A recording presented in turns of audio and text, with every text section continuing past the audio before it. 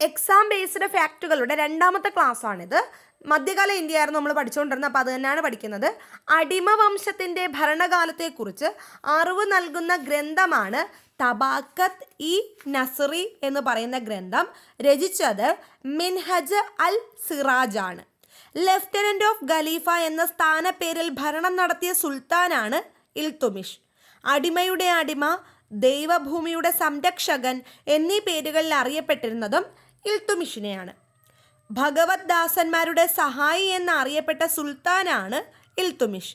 ശവകുടീര നിർമ്മാണത്തിൻ്റെ പിതാവെന്നറിയപ്പെടുന്നതും ഇൽത്തുമിഷിനെയാണ്.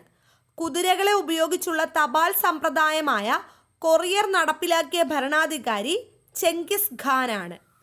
ഡൽഹി സിംഹാസനത്തിലെ ഉരുക്കു മനുഷ്യൻ ഉല്ലു ഖാൻ, ദൈവത്തിൻ്റെ പ്രതിപുരുഷൻ, ദൈവാധികാരം ദൈവദത്തമാണ്, രാജാവ് ദൈവത്തിൻ്റെ നിഴലാണ്, ഇങ്ങനെയൊക്കെ അറിയപ്പെട്ടിരുന്നത് ബാൽബനെയാണ്. അപ്പോൾ രാജാധികാരം ദൈവദത്തമാണെന്നും രാജാവ് ദൈവത്തിൻ്റെ നിഴലാണെന്നും വിശ്വസിച്ചിരുന്ന വ്യക്തിയാണ് ബാൽബൻ.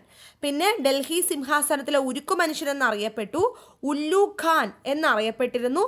ദൈവത്തിൻ്റെ പ്രതിപുരുഷനെന്ന് സ്വയം വിശേഷിപ്പിക്കുകയും ചെയ്തത് ബാൽബനാണ്.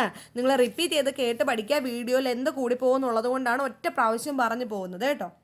സുൽത്താൻ ഭരണകാലഘട്ടത്തിലെ ഔദ്യോഗിക ഭാഷ എല്ലാവർക്കും അറിയാമല്ലോ, പേർഷ്യൻ ഭാഷയാണ്. പോളോ കളിക്കിടയിൽ കുതിരപ്പുറത്തു നിന്നും വീണു മരിച്ച ഡൽഹി ഭരണാധികാരി കുത്ബുദ്ദീൻ ഐബക്കാണ്. പവലിയൻ തകർന്നു വീണു മരിച്ച തുഗ്ലക് ഭരണാധികാരി ഗിയാസുദ്ദീൻ തുഗ്ലക്. ജ്വരം ബാധിച്ചു മരിച്ച തുഗ്ലക് ഭരണാധികാരിയാണ് മുഹമ്മദ് ബിൻ തുഗ്ലക്. വെടിമരുന്ന് ശാലയിലെ തീപിടുത്തത്തിൽ മരിച്ച സൂർ ഭരണാധികാരിയാണ് ഷേർഷാ. ഗ്രന്ഥശാലയുടെ കോണിപ്പടിയിൽ നിന്നും വീണു മരിച്ച മുഗൾ ഭരണാധികാരി ഹുമയൂണാണ്. അപ്പോൾ ക്ലാസ് ഇഷ്ടമാവുന്നവർ ഒന്ന് സബ്സ്ക്രൈബ് ചെയ്യുക, ലൈക്ക് ചെയ്യുക, ഷെയർ ചെയ്യുക.